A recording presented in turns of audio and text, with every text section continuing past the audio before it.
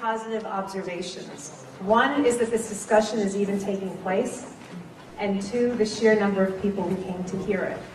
On a Friday night, this is very impressive and speaks volumes. We're here tonight because there's a problem. Problems turn into crises. And with much of my professional career and my current consulting practice focused on crisis management, I can tell you it's much easier to deal with a problem than it is with a crisis.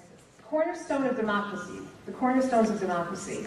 Number one is free and transparent elections. Number two is a free press. Number three is economic opportunity. And four is a functioning judicial system. So what's the situation in Armenia? Serious questions have been raised as to the fairness of past elections, the absence of a free press, oligarchs who monopolize much of the economy, and a justice system which at best is considered flawed, and at worst is considered non-existent for anyone but those with political power and connection. The diasporan Armenians must take an interest, play an active role, and help be a part of that change. So tonight's not just about discussing, it is not about sensationalizing, even as we discuss irrefutable and disturbing facts.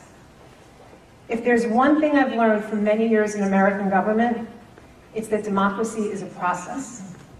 There's not really a beginning, and there isn't really an end. And even though it's still considered to be the greatest democracy in the world, you could argue that Americans are still working on our own democracy. So we should keep that in mind as we watch emerging democracies. So with that, I will turn it over to Dr. Simon Payaslian, and thank you all again for being here.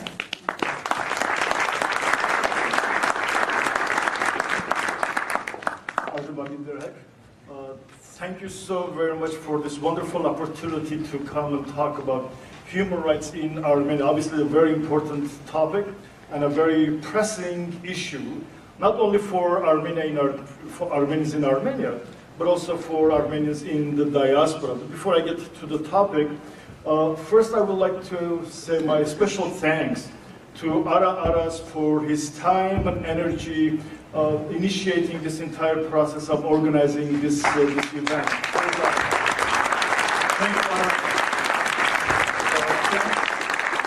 Thanks to Catherine Mawelian for preparing the flyers and for her time and help. Thank you very much. And thanks to Mr. Bartak Abro for his kind invitation to his radio program to discuss democracy and human rights in Armenia. And thanks to Professor Denis Papazian for his years of encouragement and support. Thank you. And many thanks to the sponsoring organizations. This apparently, and I don't know much about the New Jersey community, but apparently this is a very lively, dynamic, successful community. And you really have your leaders to thank for the type of organizational community life that you have. This is just absolutely wonderful. I wish I could move to New Jersey. This is an important event, and who knows, may even become the first step toward a greater engagement by the diaspora to promote democracy and human rights in Armenia. Clearly, the type of leadership we have here, we can very easily and with a lot of confidence say that the future of the diaspora, at least here in this community in the United States, it's in good hands. And the challenge is, and this is what we're talking today, is to be able to somehow transfer your energies, your wisdom, your knowledge, your expertise, your energy to begin to influence events in Armenia for modern societies. You can't go back to Ashtishan and Shah Divan. in order to run your societies in the 20th, 21st century. But this system of corruption has in many ways empowered and enriched elected government officials and top-level bureaucrats. They have become insular to possible dangers and have developed false notion of invincibility. Accordingly, without outside prodding, the Armenian leadership has few incentives to change anything radical in how the government conducts business. Allegations of large-scale corruption and election fraud are presented by some in a diaspora as if it were something to be expected. This position is counterproductive and has made things only worse on the ground. Armenia has the necessary human capital both within its borders and in the diaspora, and institutional foundations to be a well-governed country with a stable and secure economy. All that's left for us to do is to implement it.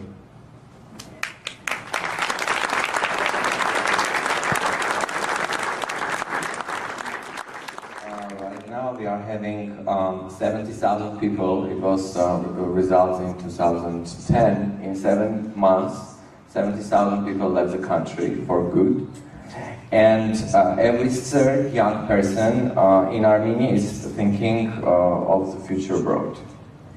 And together with this, if I add some other numbers, that we are #1 after China in the world with gender-based abortions.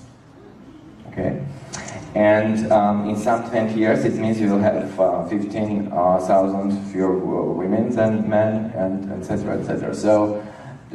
If you put these numbers together and plus understand the rest of it that I'm going to tell you now, that we are really in a risky situation that after 20 years of independence, we are having a map, we are having a spot on the map called Armenia, but we are not sure how many people live there, what kind of country it is. Since then, like 5 years ago, it was like that. So every year we are losing about 80, 70, 40, this year it was 30-something. I think that you can do a lot with changing the situation and understanding that genocide issue is not the only issue. And it cannot go without bringing the Armenian today's issue up. Otherwise, we will end up having genocide recognized by all the countries and no Armenia anymore. Thank you very much. I would love to hear your questions.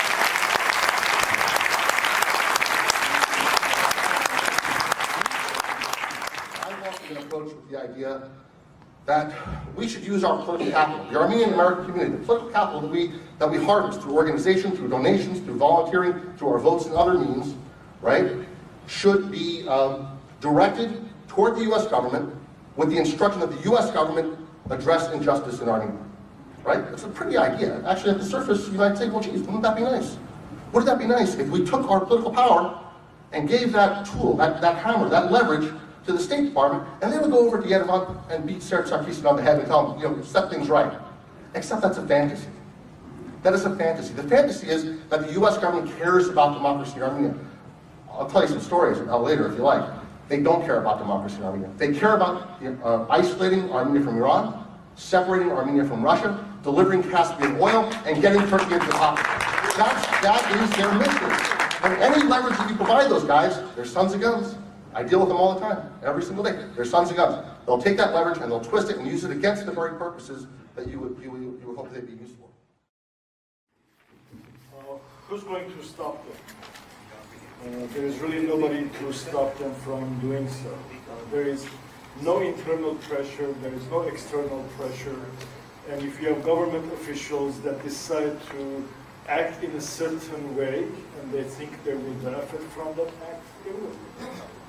Because the whole idea of the rule of law, that concept, the principle of rule of law, it's very much like I was saying, it's not even part of their political culture. That's not where they're coming from. Their mindset is that we finally get rid of the Soviet regime, the Communist Party, the communist system. Now we have brought in market economy, free enterprise, individual initiative, You want free enterprise?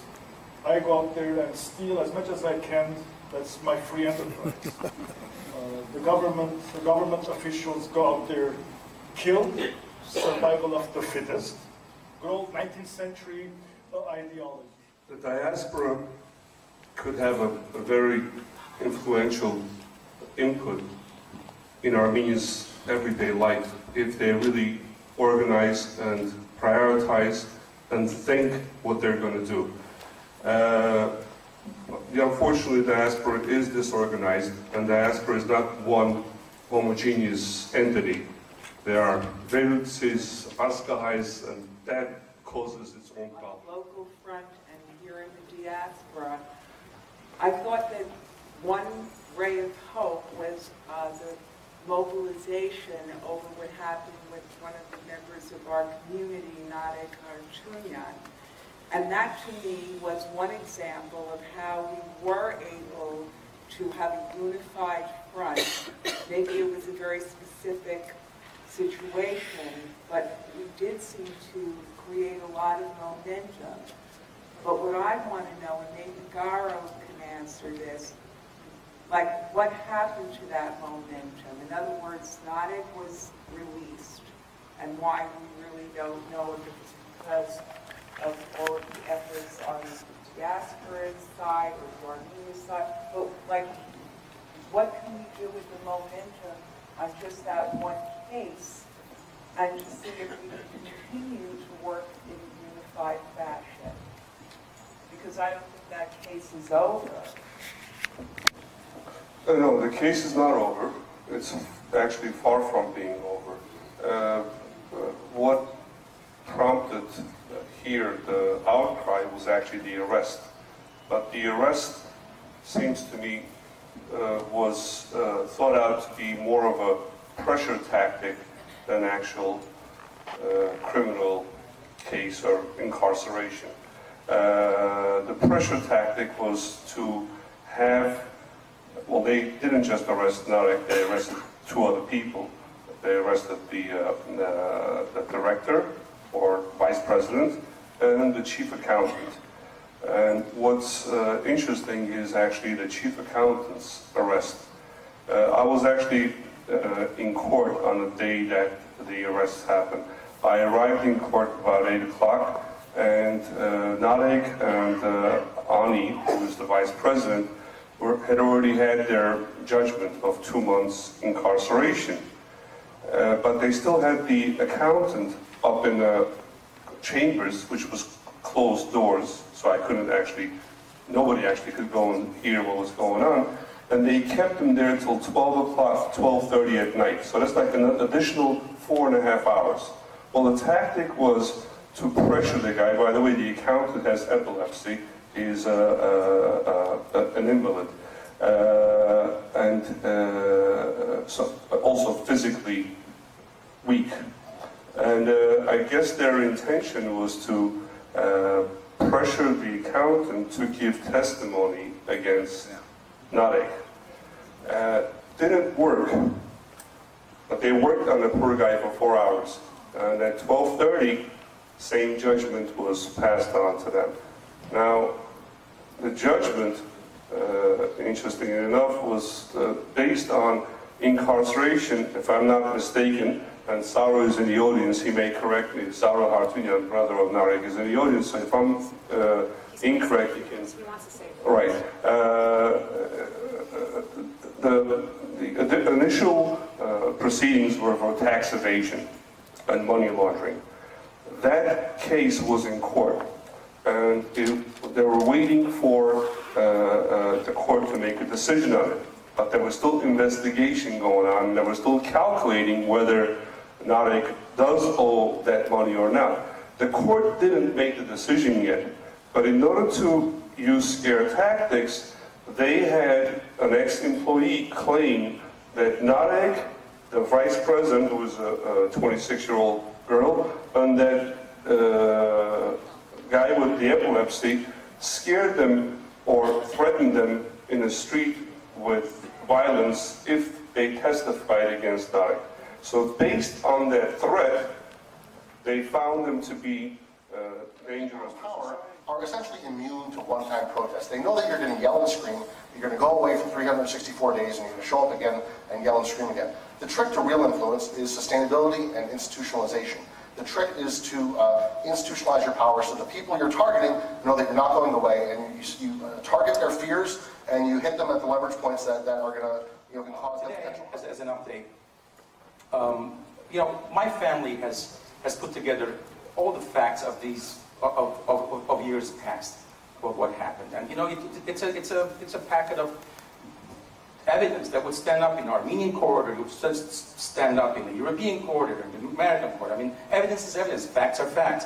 But what concerns me, and confuses me, but what more concerns me, is when past and present employees are forced to give false testimony.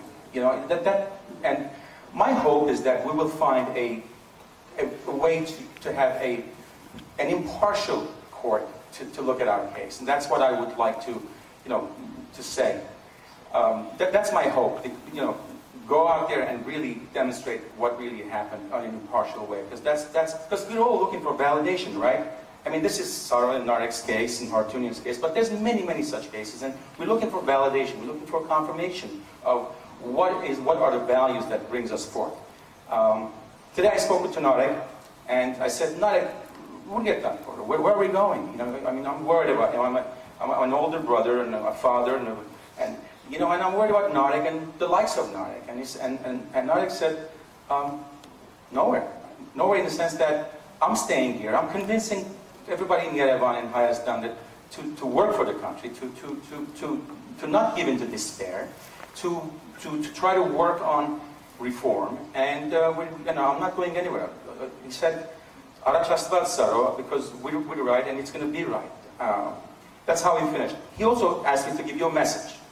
He sends you his positive energy. He said, give the audience my creative spirit and I just want to thank everyone for supporting me on this basis. So Narek is fighting. He's there, but his main message is: we stay, we help, we build, and we look at how to transform our country into where it's supposed to go according to our vision.